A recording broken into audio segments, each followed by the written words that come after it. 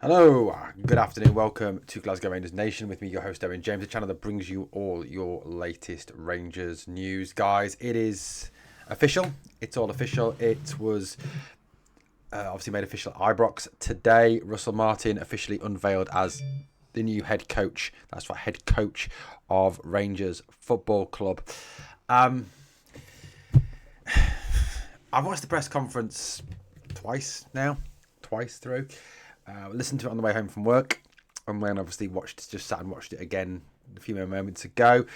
I have to say, after watching it, he is Russell Martin. I don't know how Russell Martin's going to inspire players. He is, without a shadow of a doubt, one of the most boring men on this planet. He is genuinely dull in the way he talks. Maybe that's just for the media. I don't know whether he's different from the players. You've got to hope so, because he is genuinely boring. So look, I mean, we started off obviously with Patrick Stewart, who boils my blood. He really does boil my blood, that man. The fan-hating CEO, of course. He talked about the recruitment process. He talked about the need to modernise. He talked about how obviously the Football Review had taken that into consideration. He talked about the need, obviously, to appoint a sporting director, which has been done in Kevin Thelwell, and obviously then to appoint the head coach himself, obviously, which is obviously Russell Martin. I mean, obviously, a positive out of that is the fact that, he talked about modernisation. I think we all kind of realise that as a football club, we've been stuck in the dark ages in terms of the way the club is run, the way the club is kind of organised, the infrastructure of the club was, I think, with the directors that we had, the Douglas Parks of this world, the Graham Parks of this world, the John Bennetts, etc., was kind of stuck in the 1970s. It was kind of reminiscent of the very rich local businessman owning a football club and trying to run a football club, which, while that worked back in the 60s and 70s, certainly doesn't work now, where football is big business. And I think, there was obviously a need for modernisation there. So, I mean, look, far be it for me to obviously always slag Patrick Stewart off, but that is a big positive that was taken out of it, that there is a modernisation there, and there will be a continuing modernisation of our football club. And then, like I said, there needs to be, because this club has been stuck way back in the 70s, I think, in the way it's been run. Or even early 80s to some degree. Kevin Thelwell obviously spoke as well. He spoke about the recruitment process. He spoke about how, in his opinion, Russell Martin was the outstanding candidate out of all of them, which kind of made me laugh. It did kind of make me think that if Russell Martin was the outstanding candidate, either A, the other people that were interviewed were Wayne Rooney-esque in terms of their management ability, or was Phil from Down the Dog and Duck and Hamish, the local tramp from the park bench, or that the people who were interviewed really badly, or maybe were too disrespectful in how they spoke about the club. I don't know. I wasn't privy to those interviews. But to say he's the outstanding candidate, I think, is a bit of a lie, when it's quite clearly not true. If you look at the other we don't know for a fact who the other candidates were. None of us do, and we never will, I don't think. Unless someone comes out and says they were interviewed for the job. But if we kind of look at who possibly has been mentioned in the media has been interviewed, the Marco Rosas, for example, of this world, Kevin Muscat, was Stephen Gerrard, Davide Ancelotti, Francesco Farioli, Brian Priska, for example. I'd put all those people as far better managers than Russell Martin. Far better managers than Russell Martin. Before anyone says about Stephen Gerrard, well, he won the Scottish title without losing a game. Russell Martin has won nothing. The playoffs don't count. They're not a cup. Look, Russell Martin spoke about a number of things. He spoke about who his backroom staff would be, which was interesting. Obviously, no Maurice Ross, and no Stephen Naismith, which was obviously one of the big fears. I mean, I genuinely believe, I genuinely believe that if he'd brought someone like Stephen Naismith in, it would have caused an absolute revolution. Look, I think the general sentiment amongst the fans is kind of resigned depression, I think, is the correct sort of phrase of this. And I'm not just talking about social media here. I'm talking about comments that I've got from people who watch the videos, people I've spoken to, Rangers fans I've spoken to.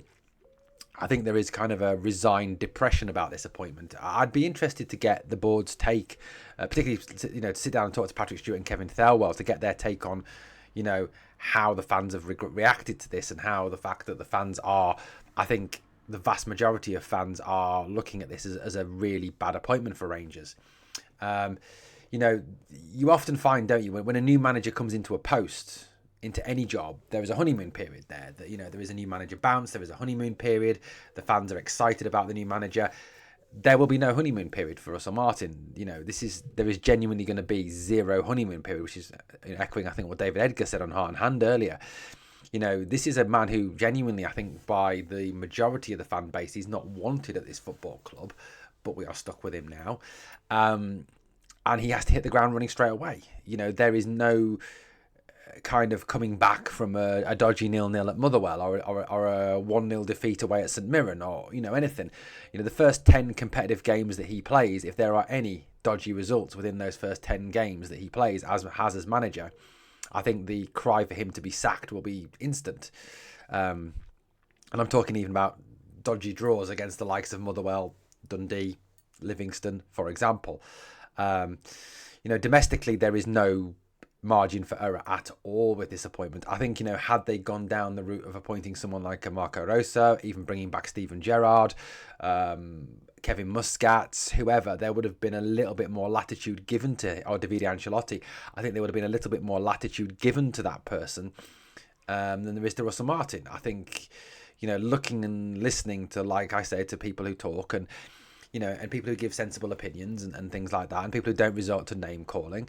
I've had people on this channel obviously commenting and name calling and things like that. What was it? I mean, one commenter called me a Timu Mark Goldbridge. If you're going to come on here and insult me, I'm going to fucking rinse you. I'm going to call you out. I'll make you fucking famous, but not in a good way. So don't even bother, because people like you are sad, lonely little trolls who need to get a fucking life. Yeah, you're going down. Anyway, look, this appointment, Russell Martin, I've listened to the press conference. My overriding sentiment listening to him was boredom. And given the fact I've been up since 4:30 this morning, staying awake was tricky. I've got to say that. Interesting bits that I pulled out of this press conference. He responded, I think, to the criticisms that have come of his playing style. There's been a lot of criticisms of Russell Martin's playing style, in terms of how he sets his teams up, how he gets his teams to play. He refuted this no plan B scenario that a lot of people have put across. He's refuted the whole boring football, that we've heard from fans of teams that he was manager of. A lot of Southampton fans, if you listen to them talk, say that his football was abysmal, it was dull, it was boring, and they were glad to see the back of him. Interesting that. I mean, Russell Martin is obviously going to defend his style of football. You will, if you are utterly convinced by something and you are a believer in what you are doing, then you will defend it to the hilt, as we all do. He talked about the fact that in his time as manager of MK Dons, of Swansea, and of Southampton, there were different priorities, there were different expectations, and that he set his teams out to match those. He said he used different formations, he used different shapes, he used different ways, different tactics, which I would refute on the different tactics kind of thing. Definitely not. You go back and, look, if you don't believe me, go and watch the three teams play and you'll see that it's very similar style of football. He spoke about, the style of football that Rangers fans can expect from his teams. He talked about aggression. He talked about needing to run. And he always talked about the fact that his teams always run a lot and run at high speed a lot and work intensely hard during games, which, I'm sure every manager demands of their players, whether it's Philippe Clement, Barry Ferguson, Jurgen Klopp, Pep Guardiola, Carlo Ancelotti. I'm sure they all demand that their players run hard for the full 90 minutes and work hard for the full 90 minutes. I've got no doubts in my mind that is the case. But, it's interesting to see that he talks about this, and he talks about, the way he wants the team to play. He came out with the usual drivel that managers come out with when they're appointed as manager of any football club. He said, obviously, it's a privilege to be named as head coach of Rangers Football Club at the beginning of this exciting new chapter. I know what the club demands from my time here and a taste of how special the club is, the expectation, the passion and the history. Now, as I return, I'm determined to bring success back for the supporters, the players and everyone inside this football club. There is a lot to be done, but the goal is clear: to win matches, win trophies and give Rangers fans a team they can be proud of. We want to play with bravery, to take the ball, to be aggressive and to stand in the big moments. Preparations for pre-season are already underway. I look forward to meeting the players and building a squad that our fans can believe in. All lovely words, and if he can deliver those, fine, great, wonderful, and I'd love to be proved wrong. I mean, I'm not going to sit here and say that I want him to fail, because that's utter shit. And anyone who wants to come in here and comment, oh, you want him to fail, you don't know what you're talking about. It's just, you're looking for attention, aren't you? You're attention seekers, attention seeking pieces of shit. But there we go. I'll be honest with you. Russell Martin he is uninspiring. I've got to say that. He talked about the squad. He talked about the fact that he thought the squad could do a whole lot better than it is presently doing. So I genuinely believe that anyone who thinks that there will be a massive clear out this summer, you are going to be sadly let down on that one. I think there is a lot of players who, as a fan base, we think have come to the end of their time at Rangers. A lot of players who we feel, shouldn't be at the club anymore. I genuinely believe that, listening to kind of what he was saying, what Patrick Stewart was saying. I mean, Patrick Stewart talked about the 20 million. He talked about the fact that would go to an EGM, to how it was going to be used. Now, to me, that money was going to be used for signing players, but it sounds like it's going to be used for different things, not just for signing players. That's kind of what I took from what Elmer Fudd, Patrick Stewart said. So, look, I think, he talked about the player trading being very important as well. So I think there will be some departures, don't get me wrong, to generate funds to buy players. But I think anyone who thinks that we're going to spend I think if you believe that we're going to spend £20 million on players, you might be sadly mistaken. I think it could be a lot less than that. To me, it sounded a lot like he's going to have to sign some players, but he will have to largely work with what he's already got at the football club. That's what it sounded like to me. I might be wrong, and I'm happy to be wrong, but that's what it genuinely sounded like when he was asked about, being backed financially and bringing in players who, new players, obviously. I think that's kind of what I took from what Thelwell, what Patrick Stewart and Russell Martin said. So I do believe, some of the likes of, the fact that I will, as much as I hate saying this, and it actually makes me feel physically sick to say this, I think that James Tavernier will still be here next season. I think he will be still captain next season. I think he will play the vast majority of games next season, and I think he will lead us out in every game, and that makes me feel physically sick. I think some of the other players that we all want out, the Bairamis, the Proppers, Dessers, etc., they will all still be here next season, unfortunately, as well. I genuinely don't see a lot of those players leaving. I can even see some of the likes of Rabbi Matondo remaining at the club. I think there will be players departing, don't get me wrong. Kieran Dowell, Ben Davis, I think will definitely depart to Birmingham. That seems to be very much on the cards. Cifuentes to Greece, I think that is very much on the cards. I think, obviously we've seen, I think Ridvan will depart to Turkey. I think Jack Butland will head back down south. So I think, that's the sort of players we're going to see exit. But I think anyone hoping for a mass clear out, it ain't happening, guys. It genuinely ain't happening. And that's what I kind of took from what Russell Martin, from what Kevin Thelwell and Patrick Stewart said as well. I don't honestly believe there is going to be a massive sea change in the number of players in this football club. I just cannot see it happening. Genuinely can't. I think anyone who genuinely believed that this is going to be a moment where we spend vast amounts of money on players, given what's been said today, it doesn't happen, guys. It genuinely does not happen. That's what I kind of took from the presser today and what was said today. And like I said, I'd love to be proved wrong. Of course, I'd love to be proved wrong. And I'd be happy to be proved wrong. I really genuinely would be happy to be proved wrong on this one. It would be great, he talked a lot about the fact that, he was asked obviously about the fact that he's not everyone's first choice, that he is a manager who, obviously there are some doubters, and there's an awful lot of doubters within the fan base towards this man. I think he was asked about that, and he was said, that he's gone other places before, and he's had people who didn't want him to take the job or didn't, rate him as a manager, and he's always proved them wrong. Well, I actually disagree with that, Russell, because you asked the majority of Southampton and Swansea fans, and they genuinely were fed up of you by the end. So I don't think you actually won them over at all. It's interesting that he thinks that he can do that, and look, I'd love him to do that. I really would love him to do that. They were very, very non-committal on the whole. And I think it was a naughty question by the journalist to ask this. They asked, what is par? What is acceptable for a first campaign as Rangers manager? I don't believe for a minute you are going to get any manager to come out and say to win the treble, or it's to win the league, or it's to, qualify for the Champions League and to get through into the knockout phases, or to win a League and Cup double.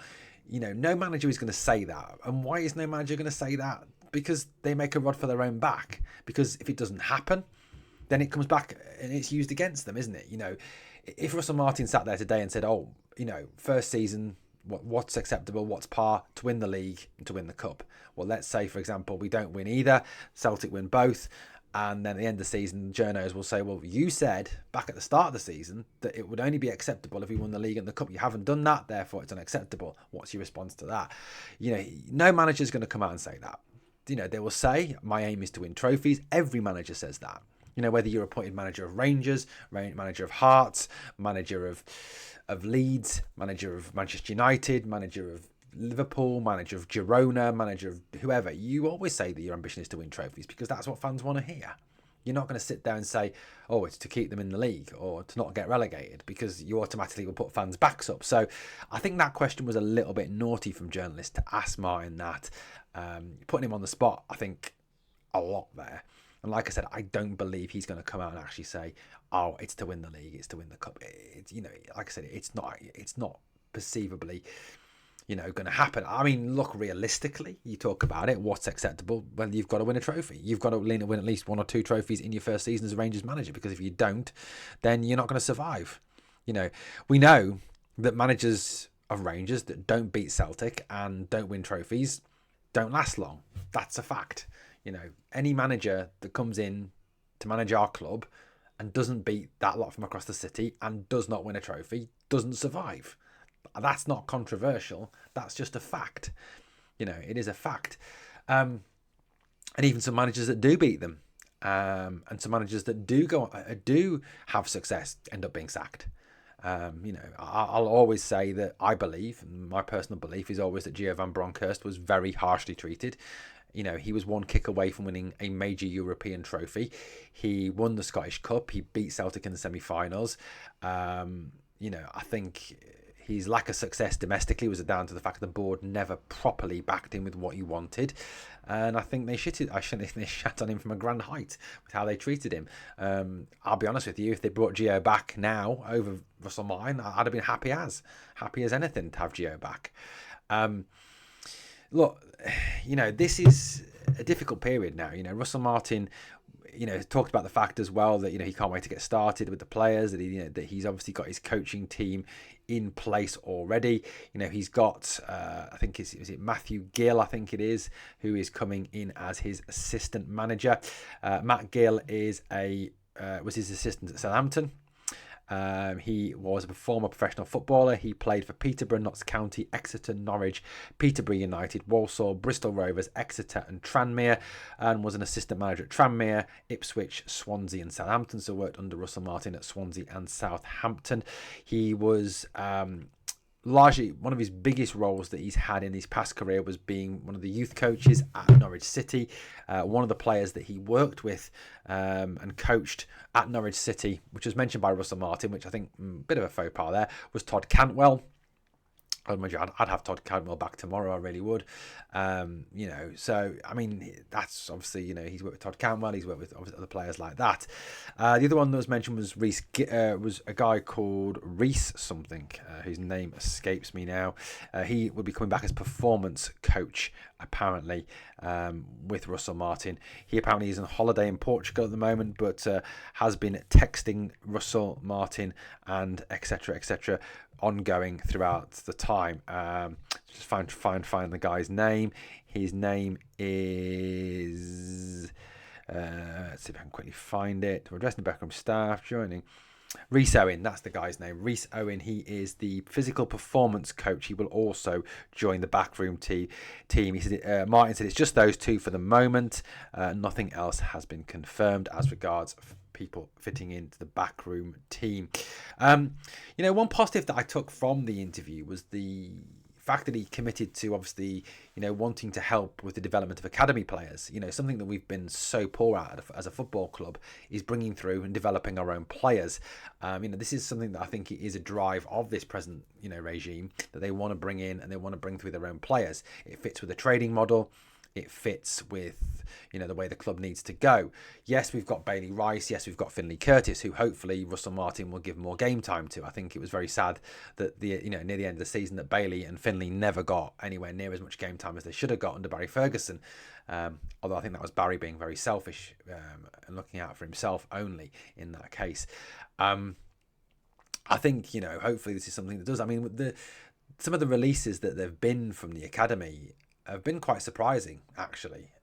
Cole McKinnon, chief amongst them. I honestly thought Cole McKinnon had a future at the club. I really did. I actually rated Cole McKinnon as a player. I thought when he came on against Benfica last season, obviously the previous season, sorry, I thought he did very well. I thought he looked very good, and I thought he was a player who could have a future at the club, but evidently not. He's been released by the football club, as has Webster, the guy, was it Christian Webster, I think he's called? He's been released as well. Another one I thought had a big future at the club. So some surprising releases, actually. Leighton Grant, who was former captain of the under-18s, released as well. So there you go. That's what I think. Look, it's encouraging that he wants to. Hopefully he will. Look, obviously the caveat you put on that, sorry to sound like John Bennett, is that Philippe Clement sat at his presser, and said that he was all about bringing through young players, and quite clearly lied through his teeth because he never did that, not until he was forced to by injury. So hopefully Russell Martin talking about wanting to develop academy players, bring through academy players, is something that will definitely happen. It has to happen. It's got to happen. Quite clearly from what we've seen in terms of, the investment and the fact that we're talking about using the present squad and getting the best out of the present squad, does kind of talk to me a little bit about using young players and bringing through young players. Guys, I'd love to know your thoughts after today. What were your impressions of the presser? Look, I'll be honest with you. For me, he has a lot of work to do to prove himself as being worthy of being manager of this football club. He has to hit the ground running. There can be no errors. The first 10 games, there cannot be any defeats in that first 10 games. There cannot be any dodgy performances. It has to be great. It has to be top notch from the beginning. If we were to go to say, end up losing the first game of the season, or, were to play them in the first 10 games and lose to them, then to me, he is already way behind the 8 ball. And questions will need to be asked about him as a manager and the future with the club. Like I said, I don't have a lot of time for the guy. I don't rate him. I don't like him. I do, like I said, I will support him. I support Rangers. But like I said, I have my severe doubts about the guy as manager, and I was very, very unimpressed by his presser. Very unimpressed indeed. Guys, let me know your thoughts in the comments. Thank you for watching Glasgow Rangers Nation. As always, guys, you know what? If you've enjoyed the content, like, comment, share, and subscribe. If you haven't enjoyed it, don't fucking watch. See you later, guys. We are the people.